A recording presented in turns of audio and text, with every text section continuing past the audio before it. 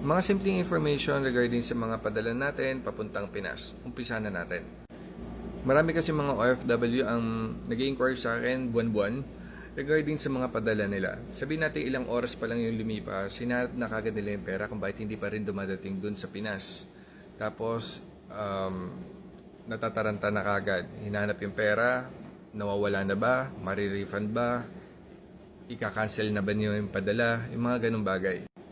Isa't mo lagi yung sarili mo na 2 banking days ang padala mula Saudi papuntang Pinas. Pag sinabing 2 banking days, hindi kasama dito ang mga weekends. Since magkaiba ang weekends ng Saudi at saka Pinas, kailangan natin parehong i-consider yon.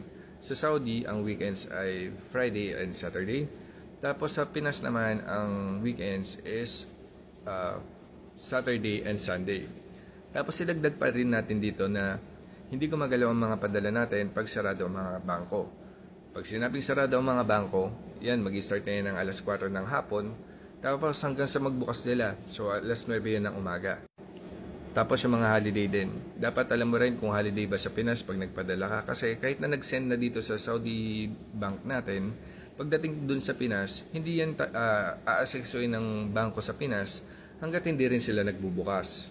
So kung holiday, palipasin mo na yung isang araw, hintayin mo sila magbukas kasi dun pa lang nila umpisa na asikasuhin yung padala mo. Punta tayo sa mga Saudi banks. Ang maganda dito sa Saudi, libre lang magbukas ng account, walang limitation kung lahat gusto mong buksan. Katulad ng sa akin, kung ano yung nakikita nyo sa screen, lahat ng yan may account ako. Hindi naman bawal.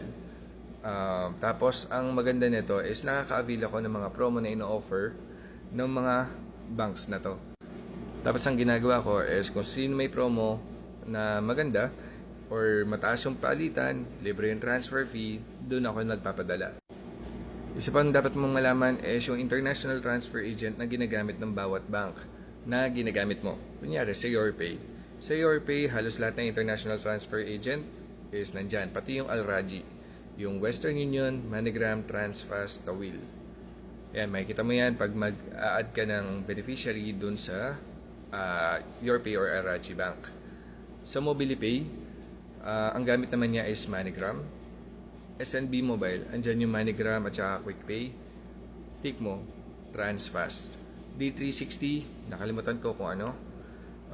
TerraPay yata.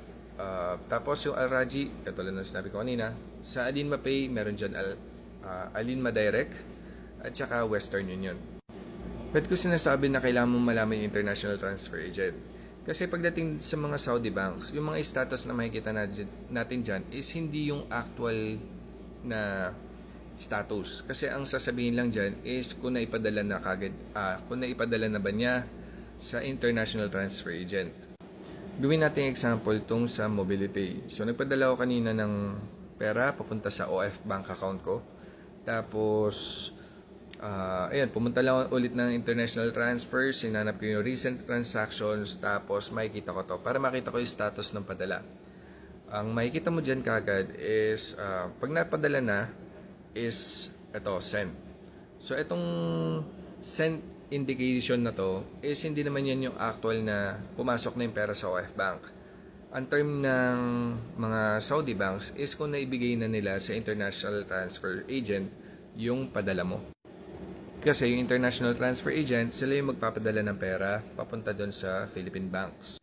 Pag check natin dito sa loob ng MobilePay yung further details, makikita natin yung full information ng beneficiary na pinadala natin.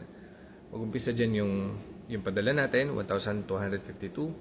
Tapos, receiver name, yung papadala natin, transaction ID na reference number ng MobilePay. Tapos, itong MG transaction ID. Itong MG transaction ID is, ito yung reference number ng MoneyGram. Katulad na sinabi ko kanina, MoneyGram ang international transfer agent na ginagamit ng MobilePay. Tapos yung iba pang information. Since ako nagpadala ako sa OF Bank, ang nilagay ko na bank name is Land Bank of the Philippines. Tapos nilagay ko sa account number is yung OF Bank account number ko. Okay, so sent yung nakalagay dun sa MobilePay app, pero hindi naman yun yung actual. Kung gusto natin malaman yung mga actual status ng padala natin, pupunta lang tayo sa official website ng MoneyGram or kung ano man yung international transfer agent na ginamit ng Saudi bank mo. Let's say westernunion.com, transfast.com, Yan. Pero ako, ang ginagawa ko na lang is magbubukas ako ng Google Chrome. Isa-search ko MoneyGram track para lumabas na kagad yung result wherein dediretso na kagad ako mag-enter ng MoneyGram reference number at saka yung apelido ko. So, ganyan lang gagawin natin. Search nyo yung MoneyGram track, tapos itap lang natin to. Tapos ito na yung website ng MoneyGram. Nakalagay na kagad dito yung box para sa reference number at saka ilalagay lang natin yung last name natin para ma-check natin yung actual status ng padala natin. Ulitin ko lang, yung reference number na ilalagay natin dun sa MoneyGram is itong row na to. MG Transaction ID. Nasa 8 ata yung number na to. Copyin mo lang yan, tapos ilagay natin dun sa website nila. Okay, tapos ilagay mo yung apelido ng pinadalan mo. Then, tap na natin yung track. Ganyan lang di itsura dun sa Western Union website at saka sa transfast.com website.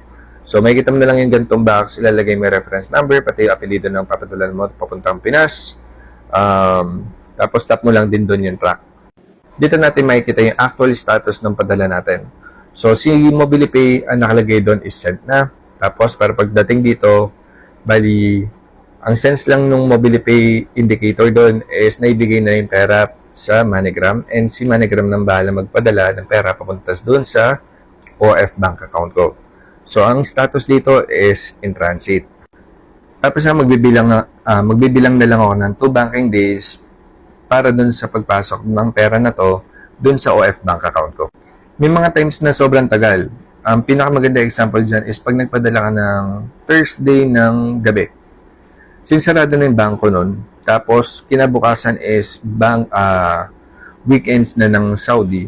So may chance na gumalaw yung padala mo ng Sunday ng umaga. Okay, pagdating naman ng Sunday ng umaga, pag inasikaso na ng Saudi Bank dahil bukas na sila, pagdating naman sa Pinas is weekends pa doon. Okay, so sabihin na natin na naipasa na ni MobilePay yung pera doon sa MoneyGram and pag si MoneyGram naman inasikaso na pagdating sa Pinas, sarado pa. So si Philippine Bank naman asikasuhin niya pagbukas niya ng Monday ng umaga. Kaya kung bibilangin mo yung araw, sobrang tagal din nun. Pero kung alam mo yung mga ganyang sistema, kung masasanay ka na, kung pinag-aaralan mo yung mga ganyan, mga delays, is may iwasan natin may stress sa mga bagay na wala naman pala talagang problema.